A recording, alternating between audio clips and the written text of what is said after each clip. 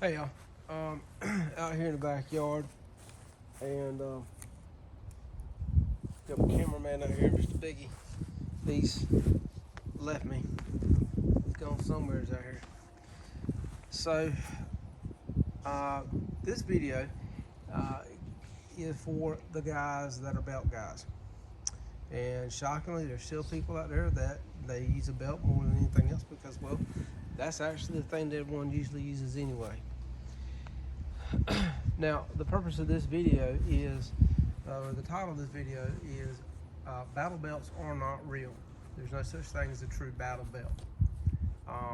Usually when you see people with a battle belt, it's going to look something like this.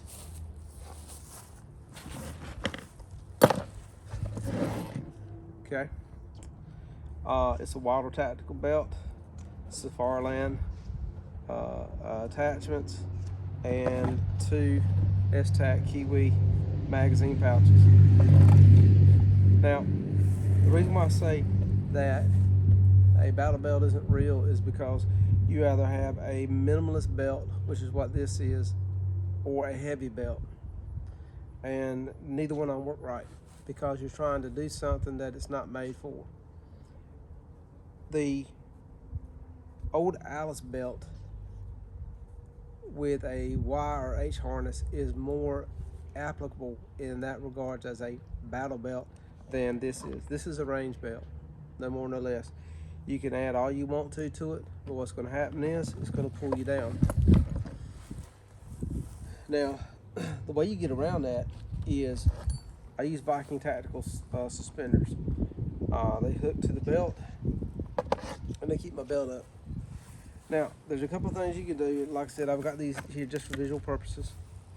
This is a high-speed gear. This is made by High Speed Gear.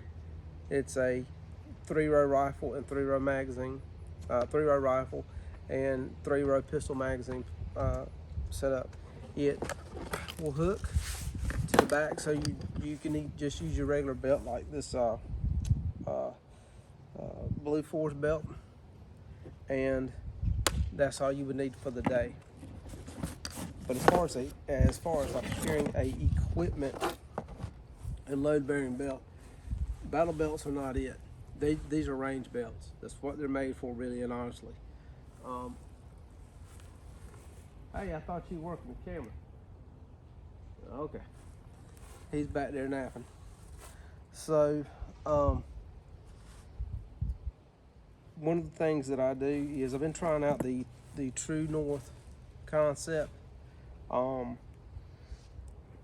holster attachment, and it's a no-go for me. And I'm not saying it's a bad design. I'm saying for me it's a terrible design because it's making my leg go numb. If other people have had that problem, then they probably have the same issue I have, which is a pinched nerve. So I use this. Now, just like with a chest rig is made for you to carry equipment. That's why it works so well. That's why it's so smartly made. Minimalist chest rigs or just the old school full chest rig, whichever.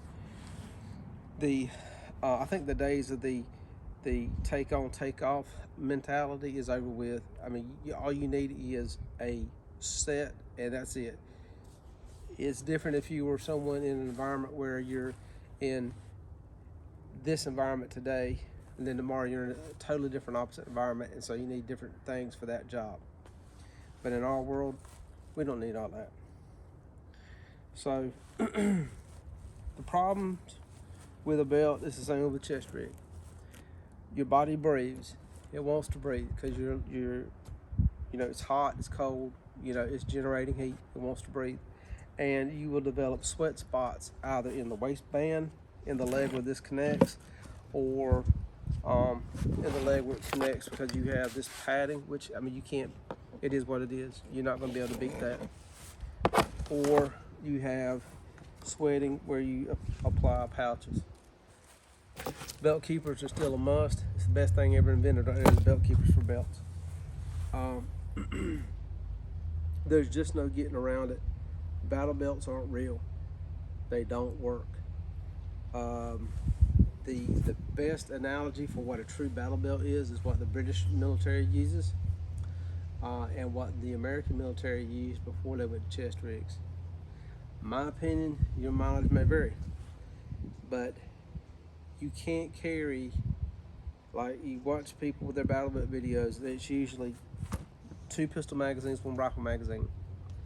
Then you got a medical kit that's somewhere in the back, or they've got a tourniquet holder with a tourniquet in it, or they just got the tourniquet that is banded onto the belt, so you just simply grab it and rip it right off the band or whatever.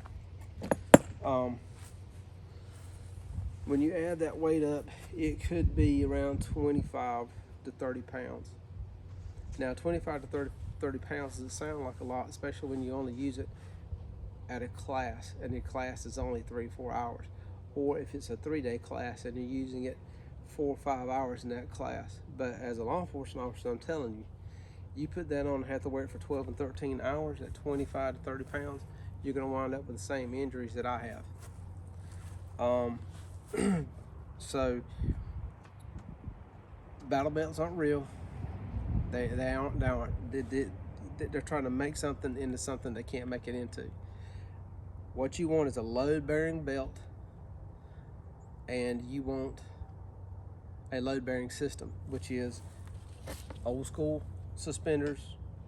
Old ain't new, and new ain't old. This is a modern twist on military scissor suspenders. These things work great. I use them every day when I'm at work, and that's a 12 to 13 hour shift. You're still gonna have to have a suspender system. You still have to have a load-bearing system of some type, either pouches or an actual system like so. TAG makes a thing called the shingle that actually goes onto the belt, and it actually can be placed onto a chest rig also, where it's out of the box, model it onto your belt, and there it is. It has 4 mags and 2 mags for a pistol and utility pouches, and it's all on the leg. So there's no free lunch. You're never going to get this right. You can research all these different minimalist belts, but the fact of it is they're honestly range belts. They're not load-bearing belts. They are not battle belts. My opinion, your mileage may vary. I look forward to hearing what you have to say. Be back directly.